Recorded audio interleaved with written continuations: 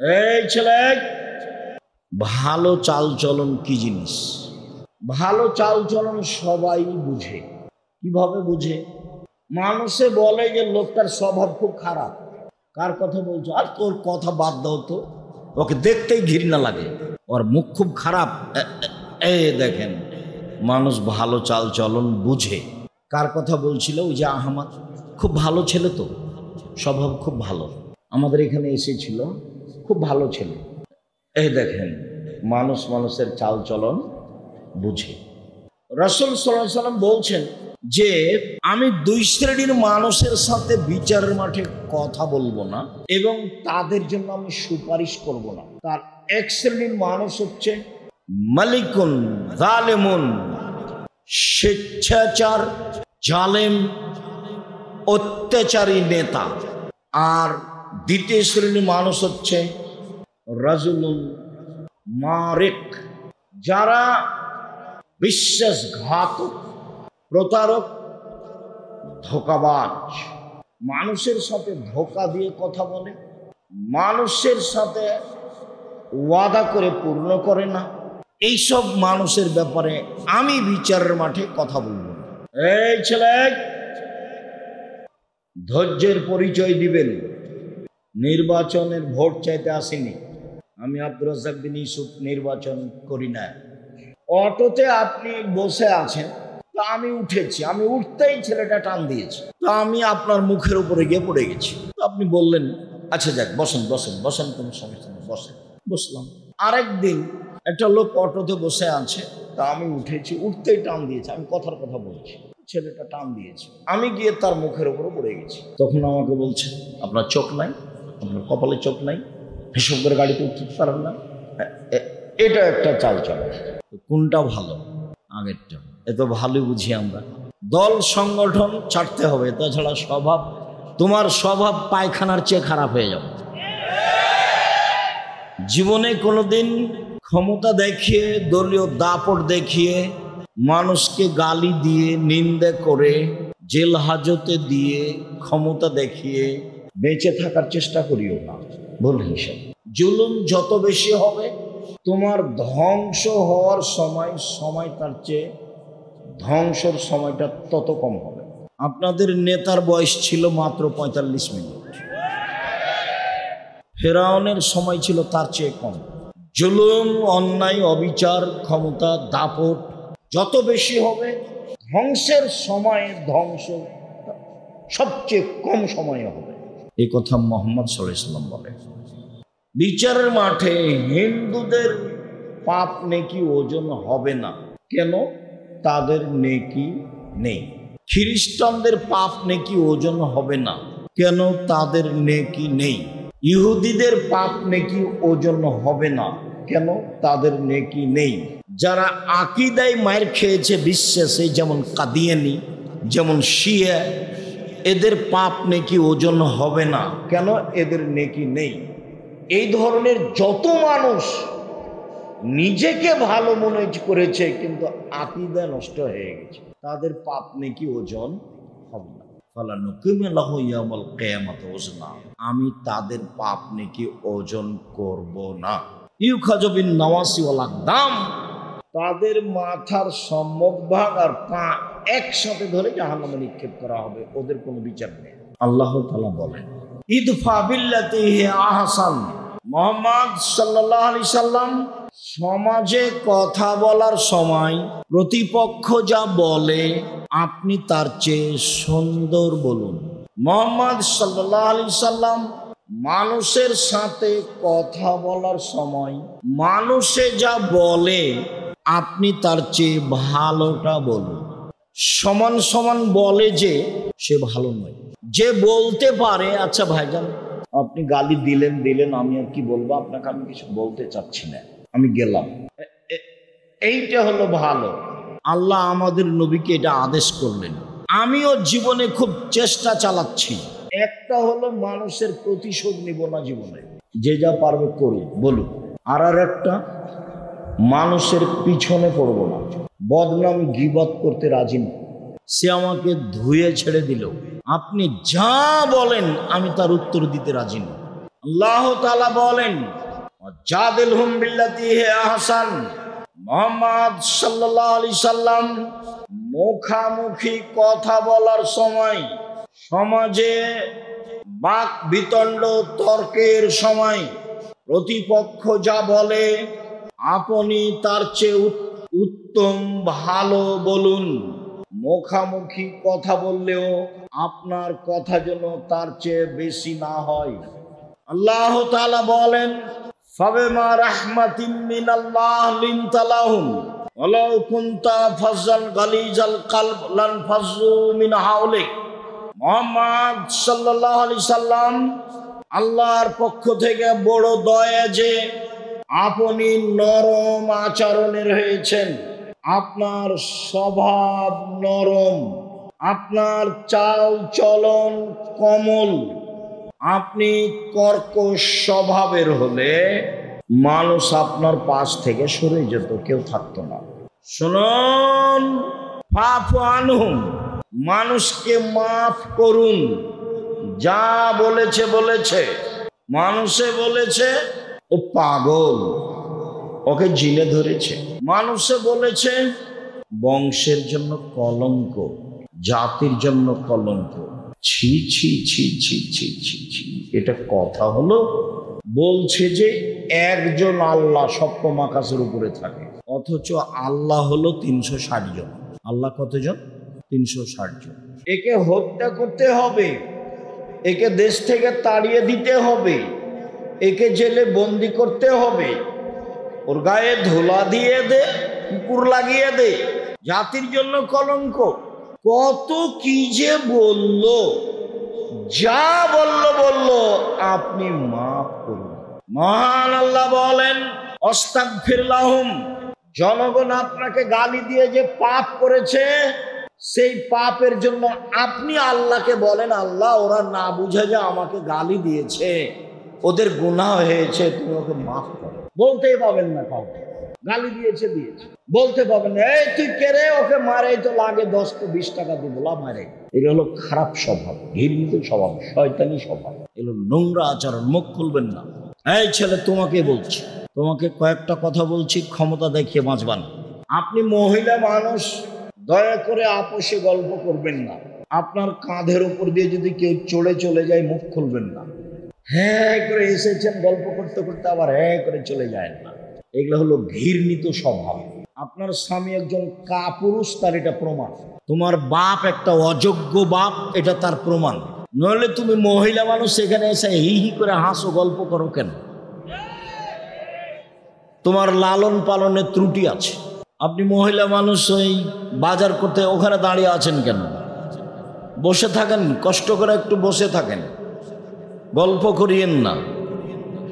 আপনিও বক্তব্য শুনতে এসেছেন, আর আমরাও কিছু আপনাদের কাছে বলতে এসেছি।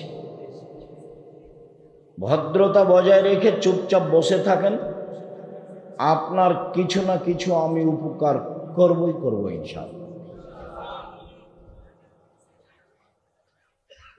দয়া করে আমাকে কোনো কাজ দেখাবেন না, যেহেতু আপনার কোনো কাজ আমি দেখতে রাজি নই। বক্তব্য চলাকালীন মোবাইল ব্যবহার করবেন না, বাদাম খাবেন না, গল্প করবেন না, এগুলোকে আমি ঘৃণা করি। আপনার স্বভাব এত খারাপ কেন? অল্প সময় কথা শুনবেন, তার মধ্যে এত গল্প, তার মধ্যে এত খাওয়া, তার মধ্যে দোকানপাট কেন? আপনার স্বভাবটা এত নিকৃষ্ট, জঘন্য, খারাপ কেন? স্বভাব কেন তো খারাপ? দোকানে বসে থাকা, আড্ডা পিটা, ল্যাংটা বেটি ছেলে দেখা, এরকম এবার ইতর শ্রেণীর স্বভাব কেন? পশু প্রাণীর গরু ছাগলের মতো স্বভাব কেন? ফিরে আসতেই হবে। ইবাদতের জগতে ব্যতিক্রম ইবাদত সালাত। অজু করে সালাত আদায় করতে হয়, তো পানি নেই, তো তায়াম্মুম করে করতে হবে। মাটি নেই, তো অজু আর তায়াম্মুম ছাড়াই সালাত আদায় করতে হবে। কেবলার দিকে মুখ করে সালাত আদায় করতে হয়, তো কেবলা বোঝা যায় না, এমনিতেই করতে হবে। দাঁড়িয়ে সালাত আদায় করতে হয়, তো দাঁড়িয়ে থাকা যায় না, তো বসে থেকে করতে হবে। বসে থেকে সালাত আদায় করা যায় না, শুয়ে থেকে করতে হবে। পরিষ্কার কাপড় পরে সালাত আদায় করতে হবে, পরিষ্কার কাপড় নেই, পেশাব পায়খানা লেগে আছে, তাতেই করতে হবে।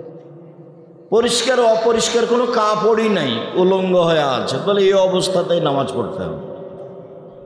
এক অবাক ভিন্ন ধরনের ইবাদত সালাত, যার সাথে মানুষের কোনো আপোষ নেই। এরপরেও সালাতের নেকি যত ভারী, এই ছেলে এটা খুলো তো, সালাতের নেকি যত ভারী, ভালো চাল চলনের নেকি তার চেয়ে হাজারো গুণ বেশি ভারী। ভালো চাল চলন কি জিনিস? হজের নেকি যত ভারী, ভালো চাল চলনের নেকি তার চেয়ে লক্ষ গুণ বেশি ভারী। ভালো চাল চলন কি জিনিস? ভালো চাল চলন সবাই বুঝে। কিভাবে বুঝে? মানুষে বলে যে লোকটার স্বভাব খুব খারাপ। কার কথা বলছো? আর তোর কথা বাদ দাও তো, ওকে দেখতেই ঘৃণা লাগে, ওর মুখ খুব খারাপ। এই দেখেন, মানুষ ভালো চাল চলন বুঝে। কার কথা বলছিল? ওই যে আহমদ, খুব ভালো ছেলে তো, স্বভাব খুব ভালো, আমাদের এখানে এসেছিল, খুব ভালো ছেলে। এই দেখেন, মানুষ মানুষের চাল চলন বুঝে, কোনটা ভালো আর কোনটা খারাপ। এটাই, এই কাজটাই ইবাদতের জগতের সবচেয়ে ভারী নেকির কাজ। বাস্তব বলি আপনাকে একটু, অটোতে আপনি বসে আছেন, তা আমি উঠেছি, আমি উঠতেই ছেলেটা টান দিয়েছে, তা আমি আপনার মুখের উপরে গিয়ে পড়ে গেছি। তো আপনি বললেন, আচ্ছা যাক, বসেন বসেন বসেন, কোনো সমস্যা নেই, বসেন। বসলাম। আরেকদিন একটা লোক অটোতে বসে আছে, তা আমি উঠেছি, উঠতেই টান দিয়েছে, আমি কথার কথা বলছি, তো ছেলেটা টান দিয়েছে, আমি গিয়ে তার মুখের উপরে পড়ে গেছি। তখন আমাকে বলছে, আপনার চোখ নাই, আপনার কপালে চোখ নাই, হিসেব করে গাড়িতে উঠতে পারেন না। এটা একটা চাল চলে। তো কোনটা ভালো? আগেরটা। এ তো ভালোই বুঝি আমরা। দল সংগঠন ছাড়তে হবে, তাছাড়া স্বভাব, তোমার স্বভাব পায়খানার চেয়ে খারাপ হয়ে যাবে। জীবনে কোনোদিন ক্ষমতা দেখিয়ে, দলীয় দাপট দেখিয়ে, মানুষকে গালি দিয়ে, নিন্দে করে, জেল হাজতে দিয়ে, ক্ষমতা দেখিয়ে বেঁচে থাকার চেষ্টা করিও না, ভুল হিসাব। জুলুম যত বেশি হবে, তোমার ধ্বংস হওয়ার সময় তার চেয়ে ধ্বংসের সময়টা তত কম হবে। আপনাদের নেতার বয়স ছিল মাত্র 45 মিনিট, ফেরাউনের সময় ছিল তার চেয়ে কম।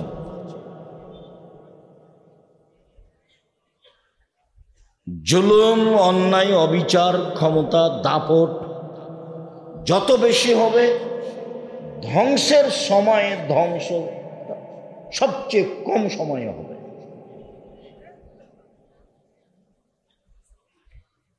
রাসূল সাল্লাল্লাহু আলাইহি ওয়াসাল্লাম বলছেন যে আমি দুই শ্রেণীর মানুষের সাথে বিচারের মাঠে কথা বলবো না এবং তাদের জন্য আমি সুপারিশ করব না। তার এক শ্রেণীর মানুষ হচ্ছে মালিকুন জালিমুন, স্বেচ্ছাচার, জালেম, অত্যাচারী নেতা। আর দ্বিতীয় শ্রেণীর মানুষ হচ্ছে রাজুলুল মারিক, যারা বিশ্বাসঘাতক, প্রতারক, ধোঁকাবাজ, মানুষের সাথে ধোঁকা দিয়ে কথা বলে, মানুষের সাথে ওয়াদা করে পূর্ণ করে না, এইসব মানুষের ব্যাপারে আমি বিচারের মাঠে কথা বলবো না, এ কথা মুহাম্মদ সাল্লাল্লাহু আলাইহি ওয়াসাল্লাম বলেন। সদাচরণ, ভালো আচরণ, ভালো আচরণের নেকি বিচারের মাঠে নেকির পাল্লাই সবচেয়ে ভারী নেকির কাজ। বিচারের মাঠে হিন্দুদের পাপ নেকি ওজন হবে না। কেন? তাদের নেকি নেই। খ্রিস্টানদের পাপ নেকি ওজন হবে না। কেন? তাদের নেকি নেই। ইহুদিদের পাপ নেকি ওজন হবে না। কেন? তাদের নেকি নেই। যারা আকীদায় মায়ের খেয়েছে বিশ্বাসে, যেমন কাদিয়ানি, যেমন শিয়া, এদের পাপ নেকি ওজন হবে না। কেন? এদের নেকি নেই। এই ধরনের যত মানুষ নিজেকে ভালো মনে করেছে কিন্তু আকীদা নষ্ট হয়ে গেছে, তাদের পাপ নেকি ওজন হবে না। ফালানুকিমু লাহু ইয়াউমাল কিয়ামাতি ওজনা, আমি তাদের পাপ নেকি ওজন করব না। ইউখাযু বিন নাওয়াসি ওয়াল আকদাম, তাদের মাথার সম্মুখভাগ আর পা একসাথে ধরে জাহান্নামে নিক্ষেপ করা হবে। ওদের কোনো বিচার নেই, ওদের কোনো হিসাব নিকাশ নেই। সম্মানিত দিনী ভাই বোন, আজকে আমরা প্রথমে একটা হাদিস পেশ করি যাতে আমরা বুঝবো যে আল্লাহর নবী বলেছেন ভালো চাল চলনের নেকি নেকির পাল্লায় সবচেয়ে ভারী নেকি। আবু দারদা রাদিয়াল্লাহু তাআলা আনহু বলেন, রাসূল সাল্লাল্লাহু আলাইহি ওয়াসাল্লাম বলেছেন, ইন্না আসকালা শাইইন ইদাউ ফি মিজানিল মুমিনিল ইয়াউমাল কিয়ামাহ খুলুকুন হাসান। বিচারের মাঠে আল্লাহ রাসূল বলেন, বিচারের মাঠে মোমেন পুরুষ নারীর নেকির পাল্লায় সবচেয়ে যেটা ভারী নেকি রাখা হবে সেইটা হলো ভালো চাল চলনের নেকি। যারা আপনারা মহিলাদের দায়িত্ব পালন করছেন তারা খুব সতর্ক থাকেন। আপনি মহিলা মানুষ, দয়া করে আপোষে গল্প করবেন না। আপনার কাঁধের উপর দিয়ে যদি কেউ চলে যায় মুখ খুলবেন না। হ্যাঁ করে এসেছেন গল্প করতে করতে আবার হ্যাঁ করে চলে যায় না। এগুলো হলো ঘৃণিত স্বভাব। আপনার স্বামী একজন কাপুরুষ, তার এটা প্রমাণ।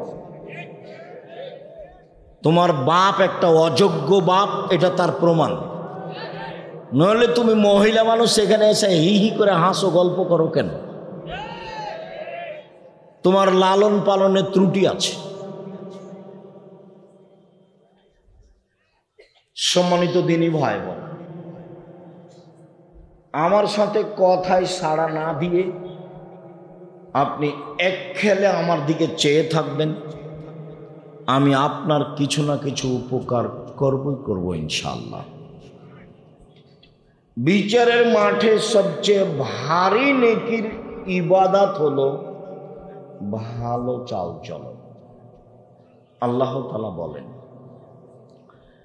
ইদফা বিল্লাতি হিয়া আহসান। মুহাম্মদ সাল্লাল্লাহু আলাইহি সাল্লাম সমাজে কথা বলার সময় প্রতিপক্ষ যা বলে আপনি তার চেয়ে সুন্দর বলুন।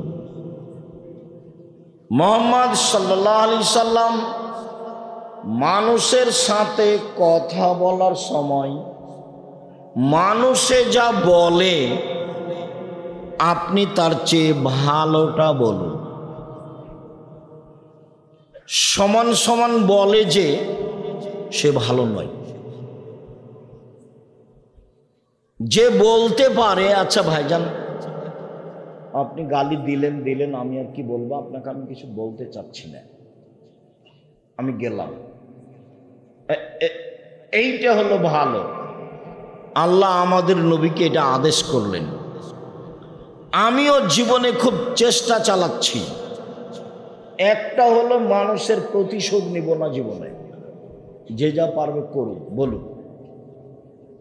আর একটা মানুষের পিছনে পড়ব না, বদনাম গীবত করতে রাজি নই। সে আমাকে ধুয়ে ছেড়ে দিল, আপনি যা বলেন আমি তার উত্তর দিতে রাজি নই। আল্লাহ তাআলা বলেন, ওয়াজাদিলহুম বিল্লাতী হিয়া আহসান। মুহাম্মদ সাল্লাল্লাহু আলাইহি সাল্লাম মুখামুখি কথা বলার সময়, সমাজে বাক বিতণ্ড তর্কের সময় প্রতিপক্ষ যা বলে আপনি তার চেয়ে উত্তম ভালো বলুন। মুখামুখি কথা বললেও আপনার কথা যেন তার চেয়ে বেশি না হয়।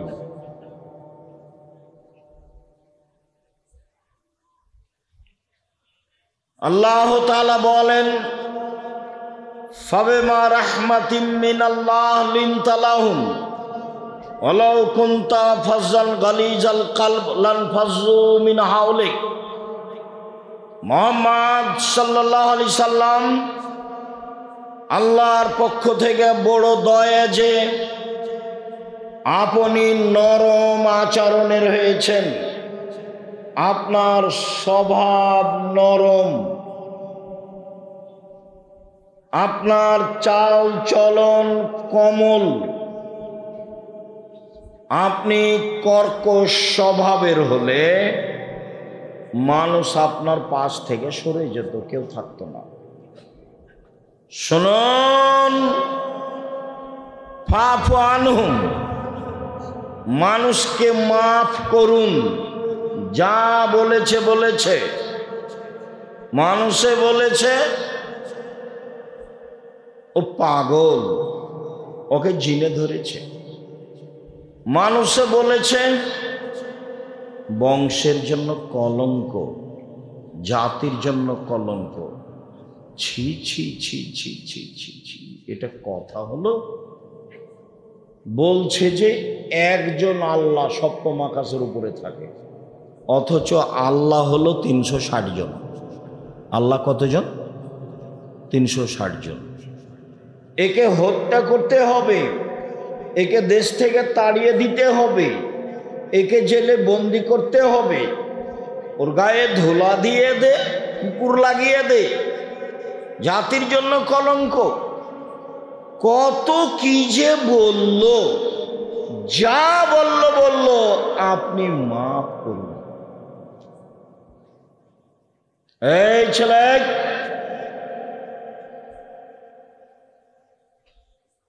ধৈর্যের পরিচয় দিবেন।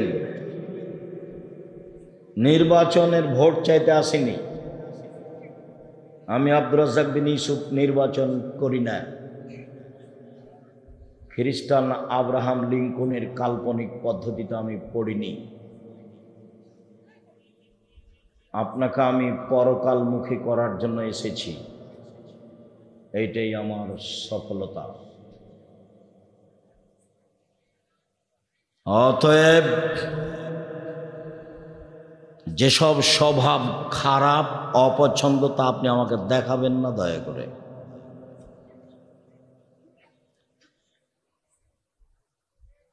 মহান আল্লাহ বলেন, আস্তাগফির লাহুম, জনগণ আপনাকে গালি দিয়ে যে পাপ করেছে, সেই পাপের জন্য আপনি আল্লাহকে বলেন, আল্লাহ ওরা না বুঝে যে আমাকে গালি দিয়েছে, ওদের গুনাহ হয়েছে, তুমি ওকে মাফ করো।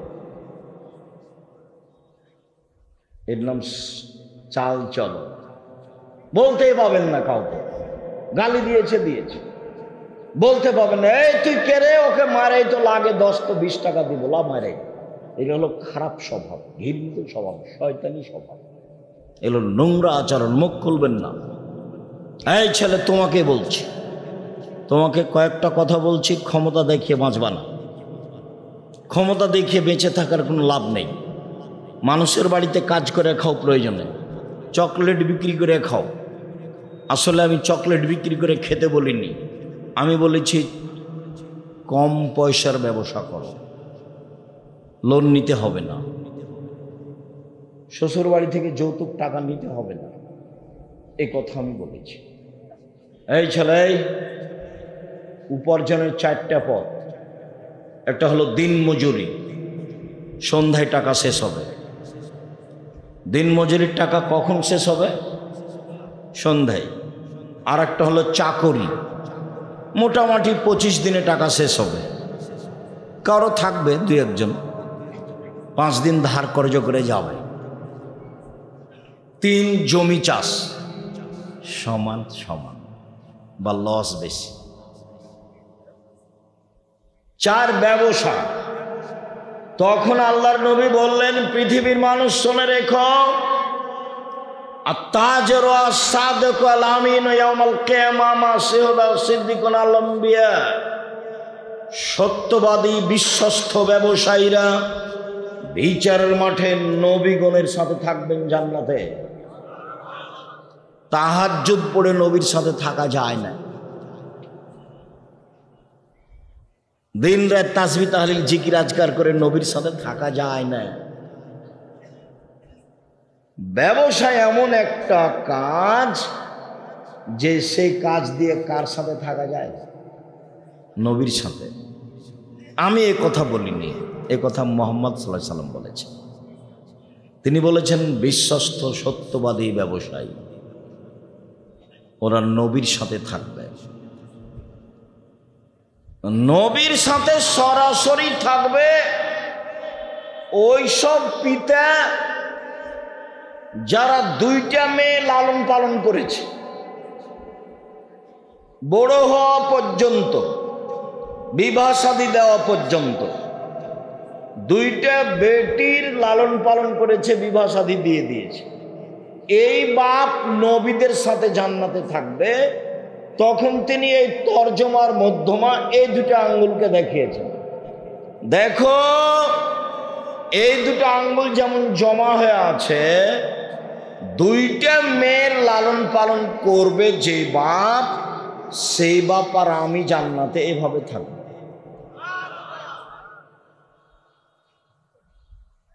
আপনারও তো 2টা-3টা মেয়ে ওই যে বাজারে বসে আছে, বলেন কি হবে? জবাব আমাকে দিতে হবে না, জবাব আপনাকে দিতে হবে। জবাব দিতে হবেই, প্রস্তুতি নেন। আপনি বুঝতেই পারেননি যে ছেলে মেয়েকে লালন পালন করতে হয় কিভাবে। আল্লাহ নবী বলছেন যে মান কানাত লাহু সালাসা বানাত, কারো যদি 3টা মেয়ে 3টা বেটি থাকে, আল্লামাহুন্না, তাকে যদি বিদ্যা শিখিয়ে দেয়, ও আদাবাহুন্না, তাকে যদি শিষ্টাচার শিখিয়ে দেয়, ও জাওয়াজাহুন্না, যদি তার বিবাহ শাদী দিয়ে দেয়, ও আহসানা ইলাইহিন্না, যদি তার সাথে ভালো আচরণ করে, তাহলে বিচারের মাঠে বাপ আর জাহান্নামের মাঝে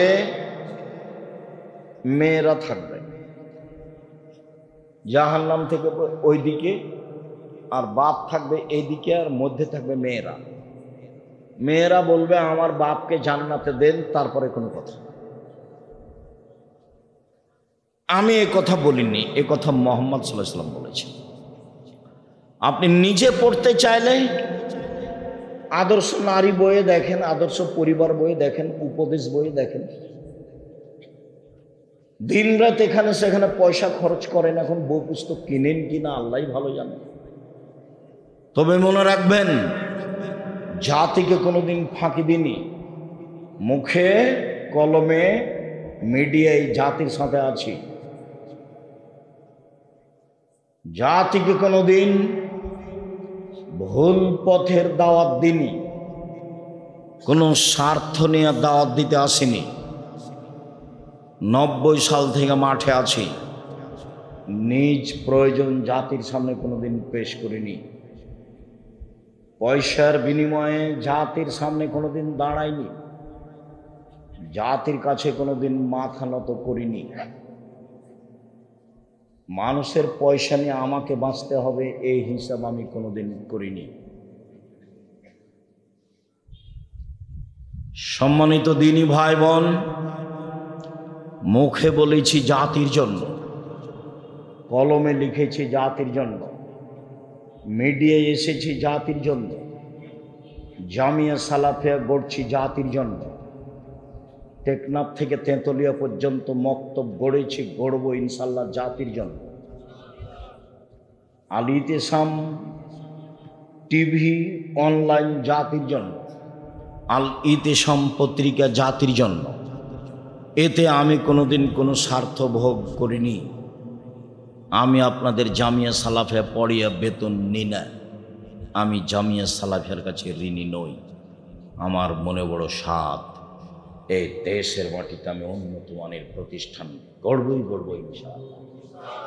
যেখানে ছেলে মেয়ে বাংলা ইংরেজি আরবি উন্নত মানের শিক্ষা অর্জন করে জাতির অন্যায়ের বিরুদ্ধে লড়বে, মুখে কলমে মিডিয়ায় লড়বে। শুধু আপনার স্বার্থে দেশ বিদেশ থেকে শিক্ষক নিয়ে এসে রেখেছি, যাদের মাসে বেতন লাগে 40 লক্ষ, শুধু খালি এক মাসে বেতন লাগে 40 লাখ। অতএব আপনি বই পুস্তক পত্রিকা সব কিছু মূল্যায়ন করবেন, এটা আমার ঐকান্তিক দাবি। সাথে সাথে কোন থানা এটা? নাচল থানা, চাঁপাইনবাবগঞ্জ। চাঁপাইনবাবগঞ্জ আমার জন্মভূমি। চাঁপাইনবাবগঞ্জের মহিলা পুরুষকে আমি বলতে চাই, নিজ স্বাধীনতায় চলে, ভুল পদ্ধতিতে চলে আমি আব্দুর রাজ্জাক বিন ইউসুফ উপেক্ষা করে সফল হবেন এটা আপনি মনে করিয়েন না। আমি আপনার পাশে থাকতে চাই, এটা আমার দাবি। আপনি মহিলা বৈঠক ডেকে বুবু বুবু বলে, ধর্মের নামে এইসব কিছু বলে পরকাল সফলতা অর্জন করতে পারবেন না, আপনার ভুল হিসাব। জাতির যদি রাস্তাঘাট করে দিতে না পারি, জাতির যদি স্কুল কলেজ করে দিতে না পারি, জাতিকে চূড়ান্ত সঠিক ধর্ম দিতে পারবো ইনশাআল্লাহ। ধর্মের ব্যাপারে জাতিকে ফাঁকি দিয়ে পরকাল হারাতে রাজি নই, এই জিম্মেদারি নিন। কাজেই আপনি চাঁপাইনবাবগঞ্জ জেলার মানুষ হিসেবে, আমি আপনার জন্মভূমি জেলার মানুষ হিসেবে ভিতরে সংকীর্ণতা না রেখে কাছে এসে কিছু পরামর্শ দিবেন, ধর্মের ব্যাপারে পরামর্শ নেবেন, এটাই আমি আপনার বাড়ির মানুষ হিসাবে আমার ঐকান্তিক দাবি। সম্মানিত দিনী ভাই বোন, দেশ বিদেশের বড় বড় বিদ্বান থাকবেন সেদিন 6 তারিখ 6-7 নভেম্বর। সেদিন নিজের সম্মিলন মনে করে উপস্থিত থাকবেন। 16 থেকে 18 লক্ষ টাকা খরচ হয় এই প্রোগ্রাম।